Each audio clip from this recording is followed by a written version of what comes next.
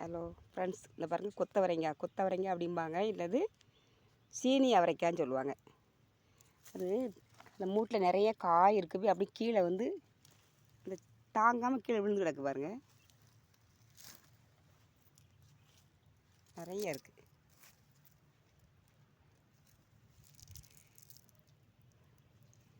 வீட்டுக்கு தேவையான காய்கறியை வந்து அவரைக்காய், சீனி அவரைக்காய், இந்த ஏழக்கிழங்கு, மரவள்ளிக்கிழங்குன்னு சொல்லுவாங்க, மரவள்ளிக்கிழங்கு எல்லாமே எங்கள் தோட்டத்தில் போட்டுருவோம். கடையில் வாங்க வேண்டாம். இயற்கை முறையில் வேப்பெண்ணெய், மீன் எண்ணெய், பஞ்சகாவியம், கடுகு எண்ணெய், இந்த மாதிரி இயற்கை எண்ணெய். அப்புறம் வந்து பார்த்திங்கன்னா கீழே பாருங்கள், நல்ல சாணி உரம், மக்கின சாணி உரங்கள்லாம் நிறைய போட்டு, புண்ணாக்கு, இதை பார்த்திங்கன்னா புண்ணாக்கெல்லாம் வேப்பம் புண்ணாக்கு, சாணி உரம்லாம் போட்டு வீட்டுக்கு என்ன தேவையோ அதெல்லாம் தோட்டத்தில் போட்டிருக்கோம். அந்த மருந்தடிக்க காய்கறிக்கும் இயற்கையாக விளைவிக்கிற இயற்கை மருந்து போட்டு விளைவிக்கிற காய்கறிக்கும் ரொம்ப வித்தியாசம் இருக்குது. எப்படின்னு பார்த்திங்கன்னா, அந்த கூட்டு வைக்கும்போது அது தனியாக ஒரு டேஸ்ட் இருக்குது, நல்லாயிருக்கும். அந்த காய்கறி கூட்டு வைக்கும்போது அந்த அவரைக்காய் பாருங்கள், சீனி அவரைக்காயை தேவையான அளவு போட்டிருப்போம். அதுக்கப்புறம் அதிகமாக இருந்ததுன்னா வீட்டில் வச்சு விற்றுருவோம். கடைக்கு கொண்டு போனால் ரொம்ப குறைச்சி கம்மி பண்ணி கேட்பாங்க. அதனால் வீட்டில் வச்சு நாங்கள் வாசலில் வச்சு விற்றுருவோம்.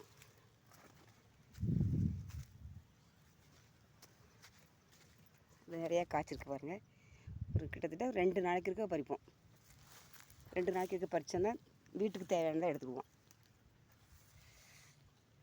ஒரு கத்திரி மூடெலாம் அந்த இருக்குது பாருங்கள், கத்திரி மூடு, இந்த சீனி அவரைக்காய் மூடெலாம் நிறைய காய்ச்சி அது தாங்க முடியாமல் அப்படியே கீழே விழுந்துருக்கு பார்த்திங்களா. மேலே நேராக நிற்க முடியல, அப்படி கீழே வந்து படுத்துருக்கு.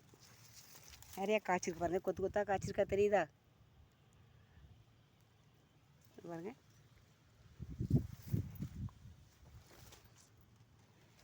உங்கள் வீட்லேயும் கூட சின்ன இடம் இருந்தால் கூட இந்த மாதிரி தோட்டம் போட்டுக்கலாம். சுரைக்காய், கத்திரிக்காய், இந்த மாதிரி பாகற்காய், இந்த மாதிரி இதெல்லாம் பாகற்காய் மூடு, பாகற்காய்லாம் பறிச்சிட்டேன். பாகற்காய் மூடு, இந்த மாதிரி சுரைக்காய் மூடு, புடலங்காய், கொஞ்சம் ஒரு சின்ன தோட்டம் இருந்தால் கூட வீணாக்காமல் இந்த மாதிரி எல்லாம் பண்ணி வச்சுக்கலாம். கடையில் போய் நம்ம அதிகமாக செலவு பண்ண வேண்டாம். வீட்டில் நமக்கு எவ்வளோ தேவையோ அதை கொஞ்சம் போட்டால் கூட நமக்கு வீட்டுக்கு செலவுக்கு ஆகும். இவங்க ஒரு புடலங்காய் கிடக்கு பாருங்கள், உள்ளுக்குள்ளே பாருங்கள், ஒரு சின்ன புடலங்காய் கிடக்கு.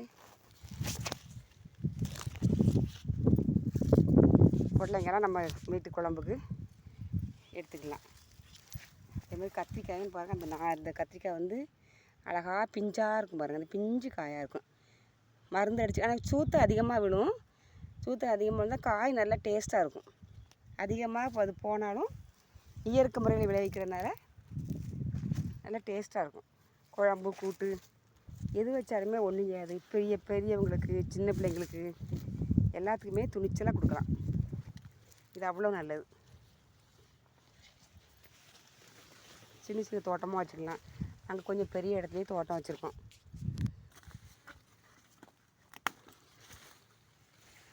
இந்த சுரைக்காய் ஏற்கனவே சொல்லியிருக்க பற்றியில் கும்பஞ்சுரைக்காய் பாருங்கள். என் சேனலை சப்ஸ்கிரைப் பண்ணால் இந்த இயற்கை முறையில் விளைவிக்கிறதெல்லாம் கண்டிப்பாக காமிச்சிருக்கேன். இது வந்து கும்பஞ்சுரைக்காய் இன்றைக்கி பறிக்க முடியாது, நாளைக்கு பறிக்கணும். இன்றைக்கி பறிக்க வேண்டிய முறை இல்லை. அப்புறம் இது குட்டியாக இருக்குது பாருங்கள், பிஞ்சு காய். இது பிஞ்சு காய், அதுன்னு விளையக்க ஆளாகும். இந்த 2 வந்து நாளைக்கு பறிக்கலாம்.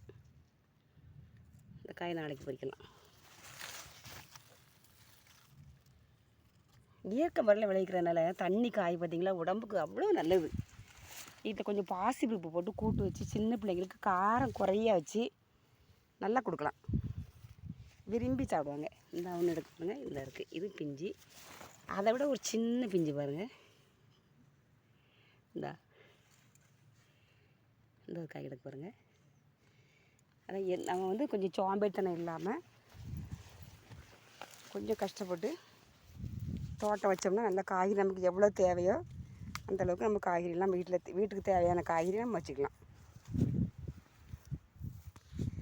சப்ஸ்கிரைப் பண்ணி என் சேனலை பாருங்கள், காமிக்கிறேன் எல்லாத்தையும்.